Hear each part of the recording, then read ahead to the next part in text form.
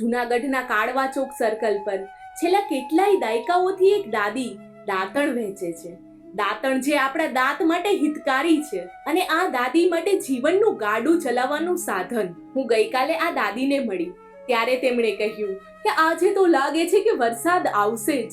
ગમે તેમ કરીને જો હું 100 રૂપિયા કમાઈ લઉં તો બધા દાંતણ બાંધીને વરસાદ પહેલા ઘરે પહોંચી જાઉં. સૌભાગ્યે મારી પાસે છત્રી હતી. મેં દાદીને આપતા કહ્યું, તમારે હવે પલડીને ઘરે નહીં જવું પડે. દાદી જરાક હસ્યા અને પૂછ્યું, શું તું ખરેખર મારા માટે લાવી હતી?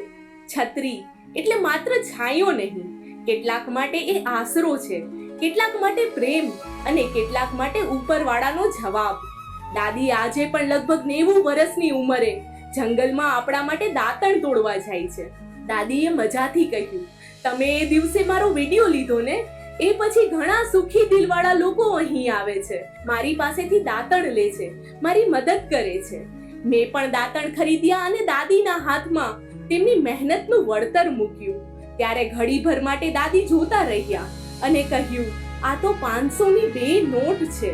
દાદી, આ પૈસા તમારા દાંતણ માટે નથી, આ તમારા જીવનની સાહસિકતા માટે છે.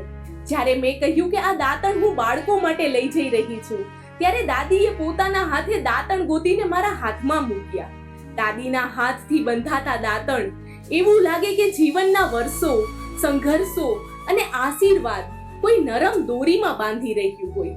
આ દાદીનું આ ધરતી પર કોઈ નથી, પણ એમના ચહેરાનું સ્મિત જોઈને લાગે કે જાણે આખું બ્રહ્માંડ તેમની સાથે હોય. તેમણે મારો હાથ પકડીને કહ્યું, વરસાદી દિવસો ખૂબ જ મુશ્કેલ હોય છે.